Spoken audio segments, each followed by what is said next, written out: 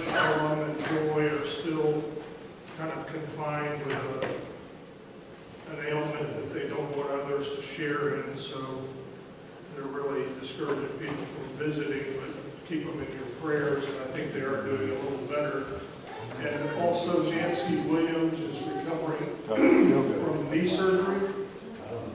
I'm not sure when she had it, but that's what I understand. Wednesday evening. Good to have Mike and Christine with us today, visiting from Wheeling. We had a fun trip yesterday on our field trip, even though it kind of rained on us a little bit. And now in our GPS world, the trip, rather than bringing everybody home, I just said that in the lunch, everybody's on your own, find your way back home. Everybody had GPS, so I asked a few of them this morning, did you make it back home? And Keith said, we got lost. And I said, well, you don't have GPS? And he said, yeah, but that thing doesn't know what it's talking. Now, is that typical Keith, or maybe it's Keith and Shan? No, it's Keith. Yeah. That's okay, we got it. Hey, this morning we have a real treat in class. Nick's going to talk to us about 5 languages of love. And this is Gary Chapman's book. He and Haley have really come to appreciate this. I think actually Ron and Pam maybe have read it too. So, and I was telling Nick this morning, I didn't realize till I looked on Amazon, there's a whole cottage industry that has spun off from this book. It's almost like chicken soup for the soul kind of thing. You know, it's there's one for teenagers and one for dads and one for moms and one for kids and one. So there's a lot of good information there. But anyway, we're going to turn that over to Nick. I'll just say one more thing and then lead us in a prayer. Next week, we'll kind of continue what he brings up today by talking a little bit more, maybe in general terms, about communication. And I don't want to, I'm talking about within the family, especially within the husband-wife relationship. I don't want to scare you off, but I'm going to give you a test next week. You'll actually get to take it home and take it between you and your spouse. So you might want to kind of pay attention this week a little bit to a few things that you normally wouldn't around the house. Let's all have a prayer. Father, thank you for the night's rest, and thank you for this new day. Bless us today as we study together. We thank you so much for your word. And we're grateful too, Father, for others who have done so much good study and research to help us have better families, better marriages, and bless us as we think together on this subject of building our homes to your glory. Through Christ we pray. Amen. Okay, Nicholas.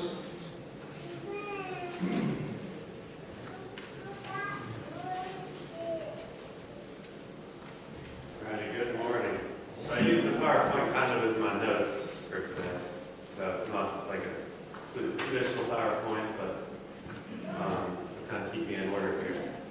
So starting out, we've got a man works hard all day at his job. He comes home, takes out the garbage, and fixes the kitchen sink. His wife, though, complains that he did not bring her home flowers and has not told her he loves her. The man says his wife is spoiled and needy. I show her I love her every day. I don't need to waste the money we don't have on flowers, and I don't need to tell her any mushy love stuff. Doesn't she realize she married a tough man? Have we ever heard men like that?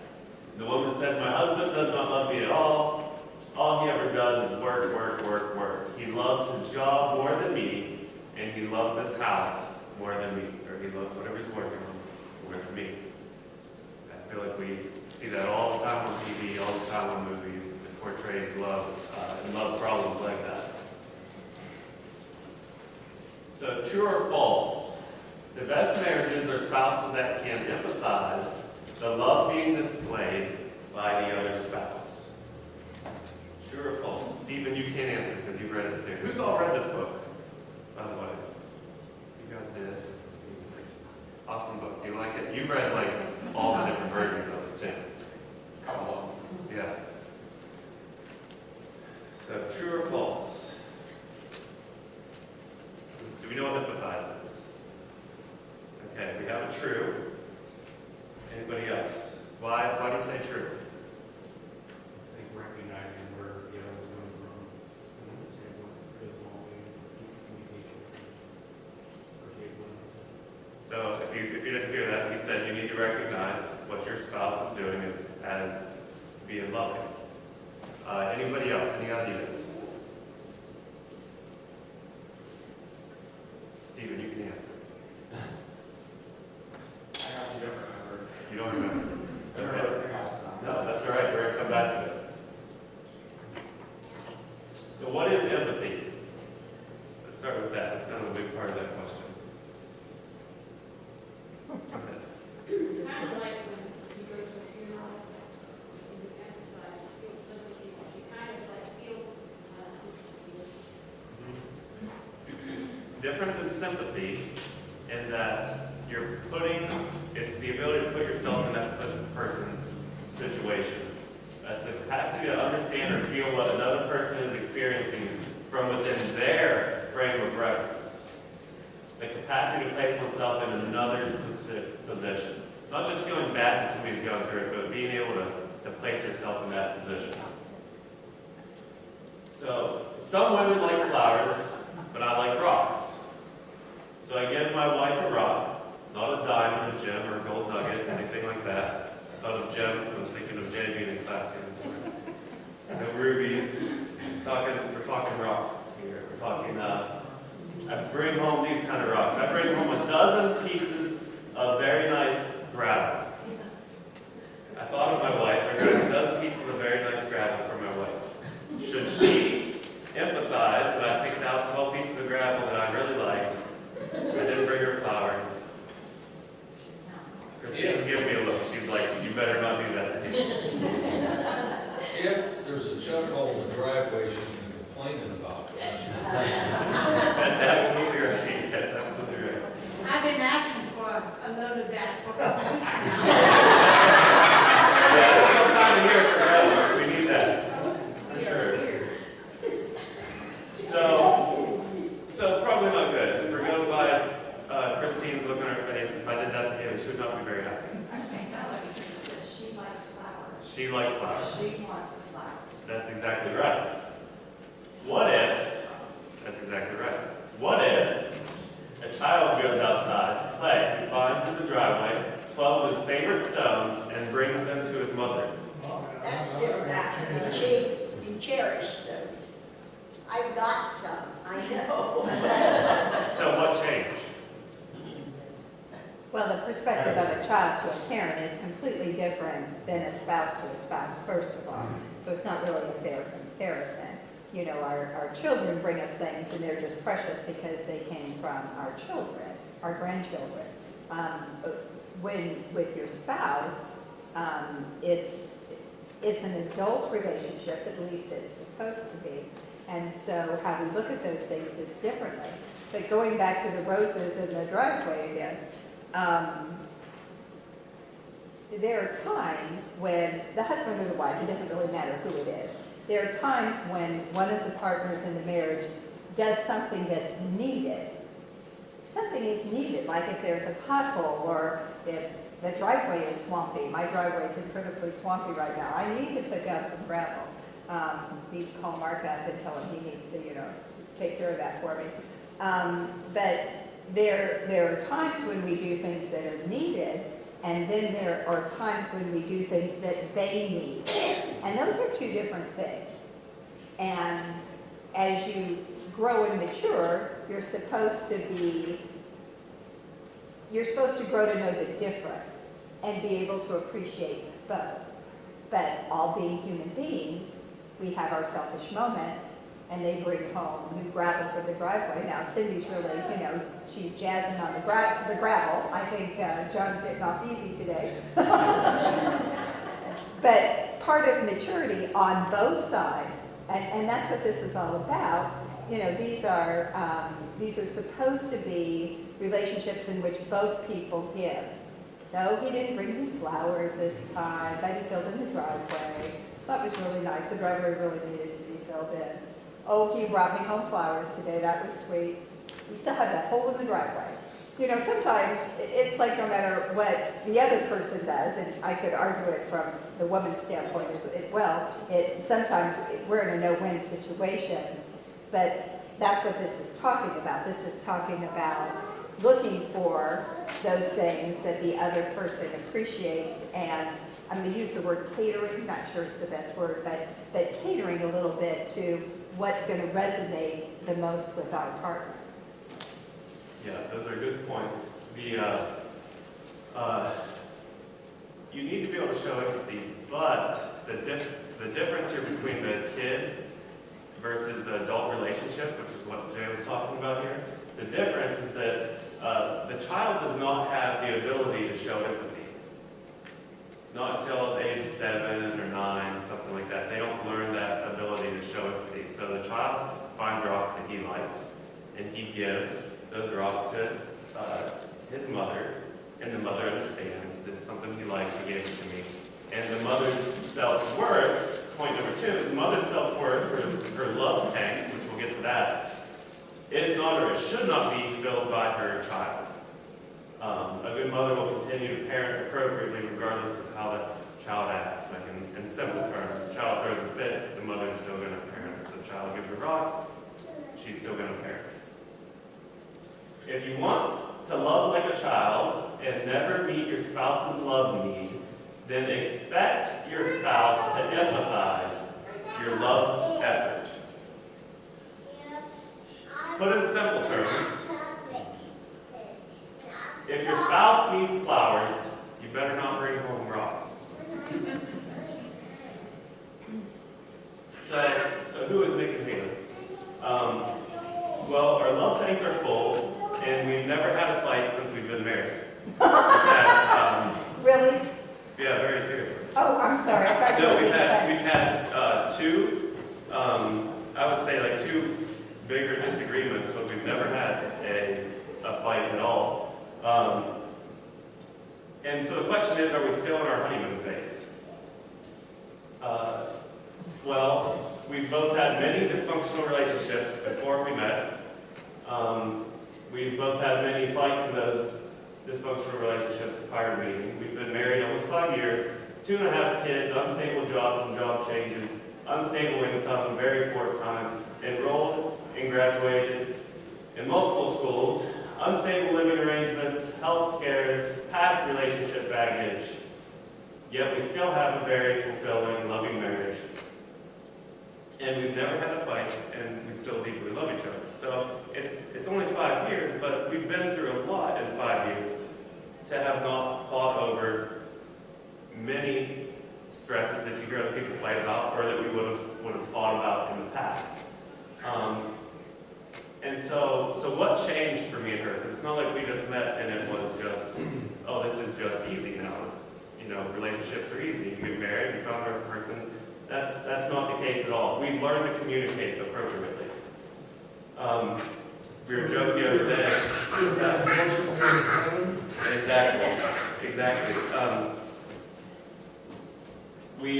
There's a right and wrong way to communicate, and it's not up for debate. If you're fighting, if you're in a relationship, it might seem common, and you might even say that it's a normal part of life to fight and that kind of stuff.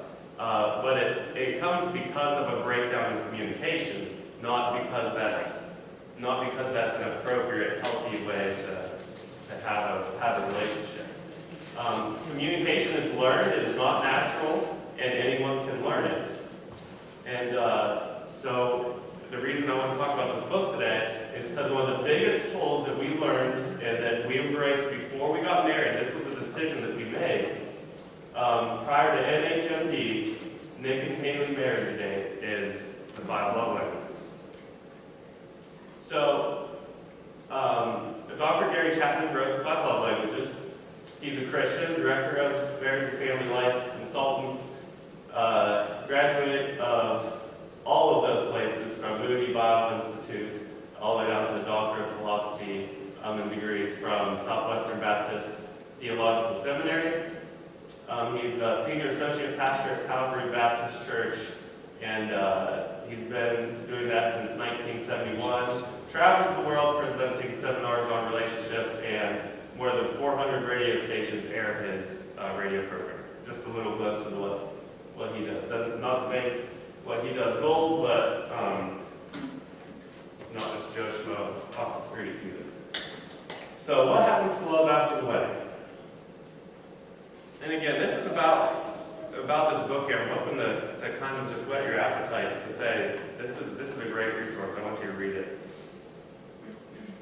This is how the book starts. At 30,000 feet, somewhere between Buffalo and Dallas, he put his magazine in his seat pocket, turned in my direction, and asked, "What kind of work do you do?" "I do marriage counseling and lead marriage enrichment seminars," I said matter-of-factly. "I've been wanting to ask someone this for a long time," he said. "What happens to love after you get married?" Relinquishing my hopes of getting a nap, I asked, "What do you mean?" "Well," he said, "I've been married 3 times, and each time it was wonderful before we got married, but somehow after the wedding it all fell apart. All the love I thought I had for her, and the love she seemed to have for me, evaporated. I am a fairly intelligent person.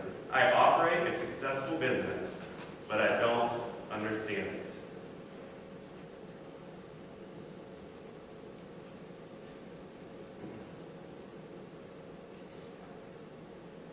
Then we're going to jump ahead here. With all the help available from media experts, why is it that so few couples seem to have found the secret to keeping love alive after the wedding? Why is it that a couple can attend a communication workshop, hear wonderful ideas on how to enhance communication, return home, and find themselves totally unable to implement the communication patterns demonstrated? How is it that we see an expert on Oprah share tips on 101 ways to express love to your spouse, select 2 or 3 ways that seem especially good to us, try them, and our spouse doesn't even acknowledge our effort? We give up on the other 98 ways and go back to life as usual. The truth we're missing. The answer to those questions is the purpose of this book. It is not that the books and articles already published are not helpful. The problem is that we have overlooked one fundamental truth. People speak different love languages. And that's what this whole book is about. Your emotional love language and the language of your spouse may be as different as Chinese is from English. This is the last bit of reading that I'll read here.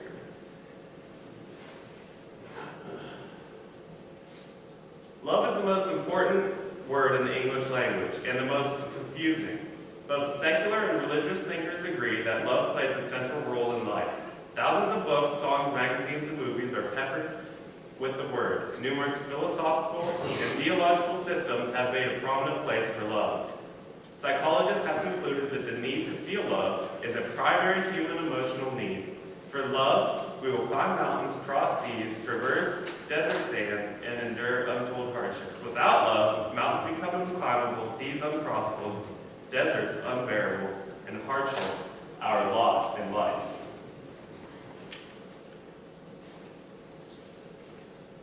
I liked the metaphor the first time I heard it. Inside every child is an emotional tank, waiting to be filled with love. When a child really feels loved, he will develop normally. But when the love tank is empty, the child will misbehave. Much of this behavior of children is motivated by the cravings of an empty love tank.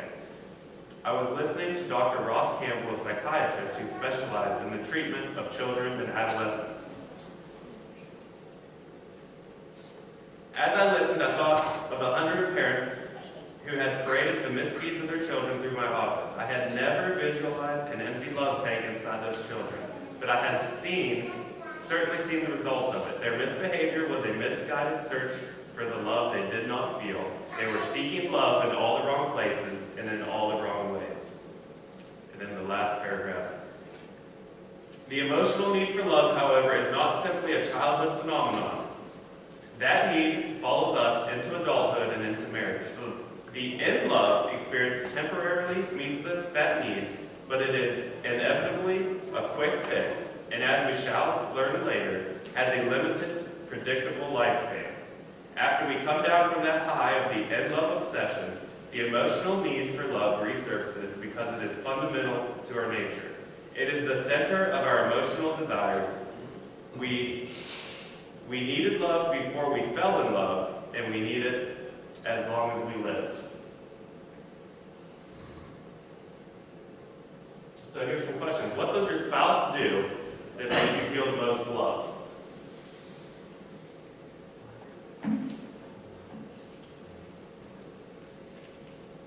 Go ahead. Spend time with them. Spend time with you. Got time. That's my high school time. So you think of Carrie? Caring? Okay.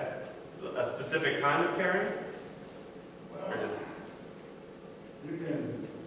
Love comes in many different forms, and caring comes in that type of form. So you can care about anything, except I'm not talking about, evil things like that.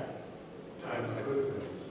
so you're saying being able to empathize that whatever your wife does, you find to be caring. Yes, she cares a lot. We first I'll tell you a story. Okay. We first got married, and the first couple of months, I didn't trust her at all. I couldn't trust her as far as I could throw her. But she trusted me, see? And we got married in '80, and she had a '79 Trans Am. And I didn't marry her for a car either. That's what he says now. Now, but the way I didn't trust her and care about her, I used to follow her around, and she didn't know about it. And one time, I followed the car around, and I followed her all the way to almost to Pennsylvania from here. And it was the wrong car. Our marriage was based on two words, Trust. trust and commitment, or it wasn't going to happen. And that changed? Yeah. You don't follow her around anymore? I told him my license plate number. That's awesome. I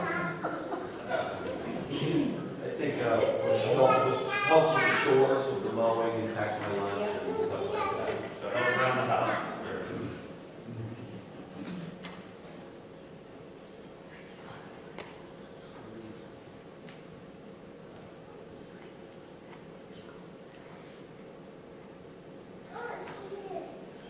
Any other ones? Phyllis? I appreciate my husband, because he always keeps it coming. Plumbing, is it plumbing? Yes. Is it plumbing? Supposed to be one thing.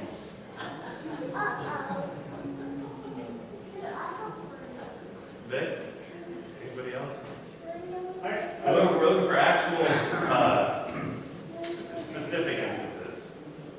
My gut feeling is that she shows her love to me in tolerating me.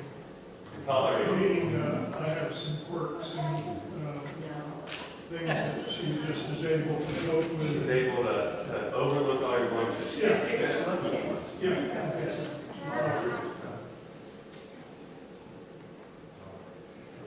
Does it sound very loving? Overlooks faults. Yeah, that's a good one.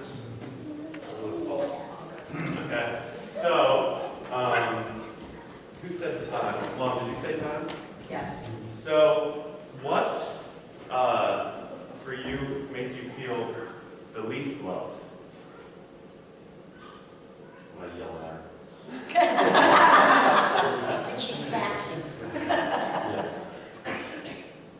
I'm not caring about, things that I like or do. Usually what happens is and there's a test in this book. We should have given out the test last week. You guys take the test and then see what your love language is. Because what you think it is, it might not be. Okay? We're going to get into what those love languages are here in just a minute. But usually what you feel loved, if you think that's what makes you feel the most loved, then what will also happen is the thing that hurts you the most will be the absence of what the problem was. How are we on time? Where are we? Briefly. 10 minutes. Okay. Nick, I've got a question for you. You were talking about children Or are they taught For sure. that? So you can help your kids learn it. You can definitely help your kids learn it. But it doesn't, they don't have the mental capacity to do it pretty much prior to the age of 7. Is that what, that's like Haley's first degree is like all about that kind of stuff. But you can help teach your kids about that. And there's a whole bunch of references that can help. Well, I know, I think the thing that has helped my grandchildren is when we go to a funeral home or something. Whereas we didn't do that as much with our own kids because everyone was the same age and no one basically was dying as much as they are, now. But I think it helped the grandchildren when they would go to a funeral home or something and didn't misbehave, or they sat in a corner or something, and, You definitely can help teach. I mean, the communication is vitally important, which is, and this is all about communication today. Definitely can help teach them that. Sorry, go back one. So, did the 5 languages go for one more? Go back, please, sir. Okay, right here. So what are the 5 love languages? We'll look at these real quick. Again, I want you to read the book. This isn't like, we're not going way in depth with it. But the 5 love languages that he says that characterizes every single person. Every single person falls into one of these categories, or you can fall into multiple of the categories. And if you're real complex, you can fall into 3 of the categories or something like that. So we've got words of affirmation. Words of affirmation. What's words of affirmation? Telling somebody good, positive things about them. Quality time is just what it says. Spending quality time with a person. Receiving gifts is another one. That's pretty basic. Acts of service. So chores around the house, that kind of stuff, acts of service. And then physical touch. And that's not meaning sexually, that's meaning what Sham's doing right now, physical touch, yeah. Actually, giving somebody a hug, holding their hand, makes them feel loved. So the lack of these are equally damaging. If the person needs to feel loved and these are not up there, and you're not doing that for your spouse, then you can't display love. Your opinion does not matter. Okay? Your opinion does not matter. Your opinions will only push your spouse farther away. Your opinions will crush your spouse's self-esteem. Your opinions will drain your spouse's love tank. Your opinions will only ruin your marriage. You have no right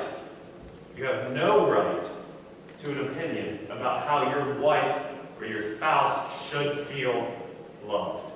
You have no opinion. It does not matter how you feel about it, what you think about it, your complaints do not matter. You have no right to tell your spouse how they should feel loved. Well, I tried is a wrong and very possibly a sinful answer. You can't say, if my wife's love language is quality time, then I can't say, well, I brought home a dozen roses and you don't feel loved. Well, I tried. Well, you didn't try.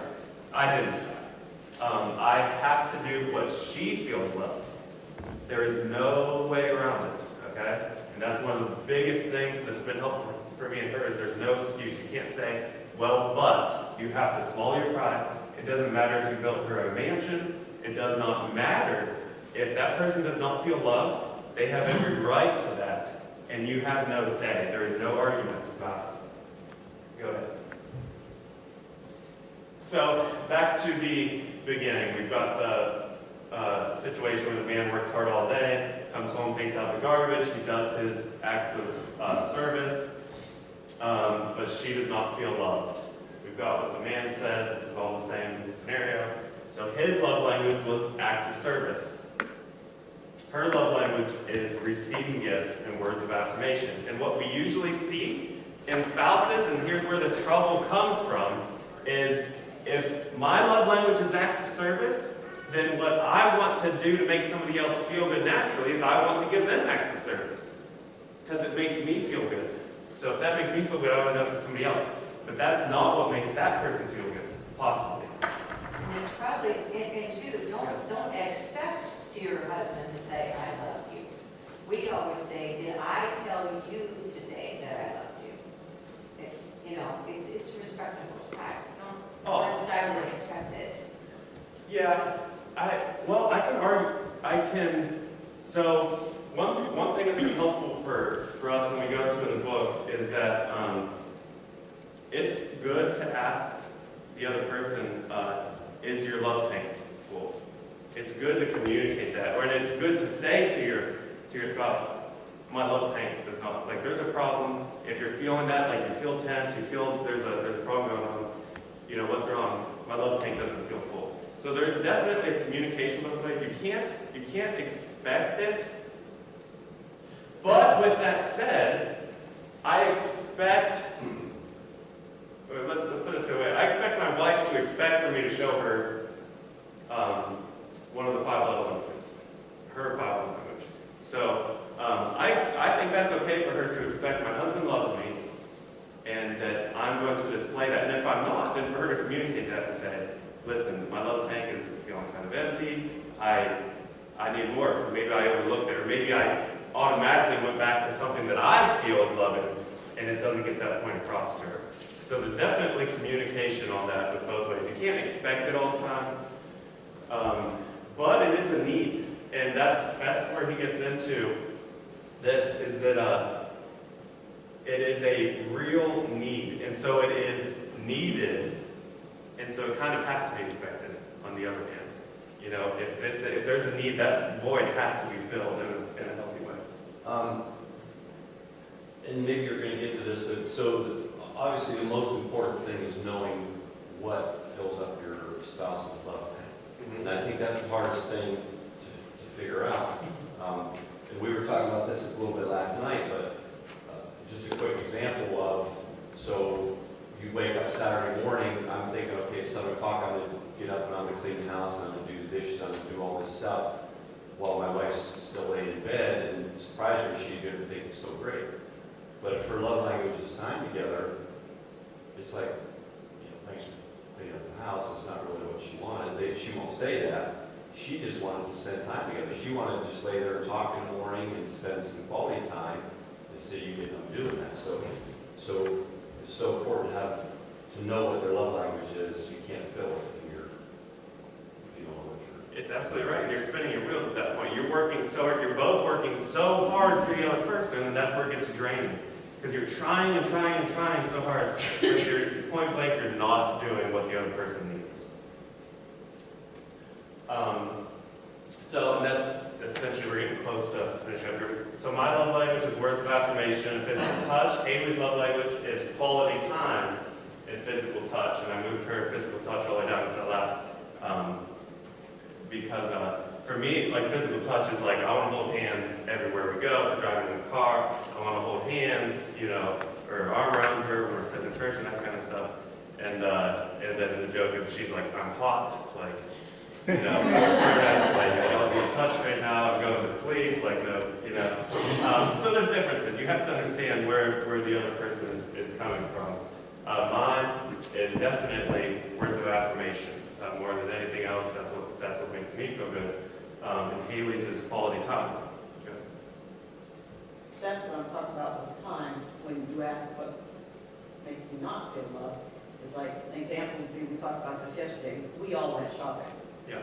And I wanted Dad to spend just 5 minutes with me to get some things for himself, to care enough, you know, to have nice looking clothes, whatever, spend 5 minutes to go over and look at some clothes and get something that he needed. But he didn't want to do that.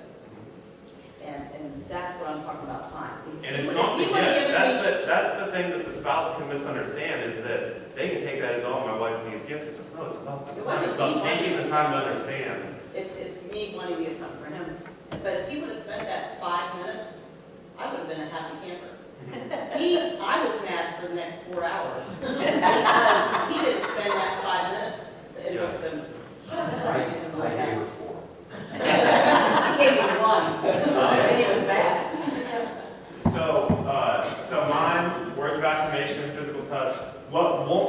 feel loved. Her buying me gifts, making a good income, cleaning around the house, spending quality time with me, unless with the quality time, unless words of affirmation or physical touch is involved. For her, quality time is the big one. What won't make her feel loved? A job that makes money, but I'm not home. We're able to show, quality time. Working around the house, flowers, telling her that her clothes look nice and smart, beautiful. Go ahead, Juan, I'll make sure. That there's some out of those things, the yard needs mode. Like life has to happen, things have to go on, things have to get done. But you can't expect those things to make your spouse feel loved if it's not their love language. And that's kind of the big miscommunication there. Is you can do all these things that need done, but you cannot, you are wrong in expecting your wife or your husband to feel loved by those things. So Haley and I, we've embraced this book big time, and we often still, this is 5 or 6 years ago we read the book, and we ask each other all the time, how's your love tank doing? And you want to know if something's going wrong, if somebody's, it's like a kid acting out, and they get into this way more deeply. If a kid doesn't feel loved, they act out. Parents and adults do the same thing. They act out if they don't feel that total sense of love. It might be differently, hopefully it's different, but you have to communicate that. What if our spouse is acting poorly? It doesn't matter. It doesn't matter. You have to pursue it even harder if you want to make them feel loved. And then hopefully with them feeling loved, they'll reciprocate that to you. So there's a few other great resources. Read the book. Today's just a whetting of the appetite. I like how Terry always says that. I love that phrase. Go on a weekend to remember. It's a great weekend that we went on in Akron. They have them all over the country. But they review this book and a bunch of other ones. Read Love and Respect. Love and Respect is another really, really good tool that we have. And then obviously the Bible. The Bible's got a lot of relationship stuff. In closing, what do you value? Show me your checkbook and I'll know your heart. I don't know who told me that, but I really like that saying. Show me your checkbook and I'll know your heart. If we think of our love, our deeds as a checkbook or something that we could actually, be able to visualize. Do you value your spouse, your kids, your siblings, your parents? Do you value them? Then your checkbook will be chock full of your spouse's receipts.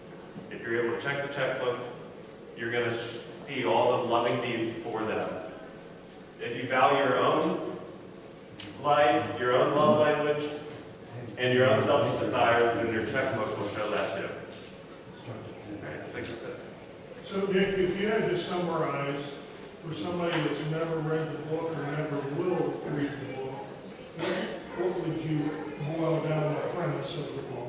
You have to learn your spouse's love language, and that's really confusing. Like it gets into more of that. That's a whole nother day just on trying to figure out your spouse's love language, because it might be crystal clear for some people, and for some people it might not. For instance, you might think it's quality time, but it turns out that it's actually gift giving. Because you've got to be in the same area to have quality time, but you're also giving a gift. So is it quality time or is it a gift? Which one is it? Or it could appear that it's a gift because you got a gift, when really that was just to get next to the person to have the quality time. So it's really understanding what your spouse's love language is, and the test is really, really good for that. Like you thought your love language was physical touch, but it's actually words of affirmation. Like it was a surprise. Yeah, even after I was learning about totally it. surprised by it. I did not think, even after reading the book, once I took the test, and mine came up very high for words of affirmation, I really did not think at all that mine would be words of affirmation. But as I started getting into it and trying to understand myself and how things affected me, one of the things that stood out the most is that negative words, even though I would say for most of the time, oh, I don't care what you think, but a negative word by somebody that close to you that you love and that kind of stuff was also what was more damaging than anything else. So if she would make maybe a smart remark or something like that, she was very careful not to do that to me. But if somebody else that's close to me would make kind of a smart remark or something like that and not a supportive remark, that was always really, really crushing to me. But I didn't realize that it was because I desired words of affirmation. That gave me my self-worth. And your love tank, feeling love, is the worth. It's what you have. So you have to understand your spouse's love language, or they're never going to feel loved. I mean, you might be able to empathize to a point and say, well, my spouse loves me because they do all these things, but you're mentally gonna know it, but you're not gonna feel it. And your love tank is not gonna be full from that. All right, Very good. you got the signal. Thank you.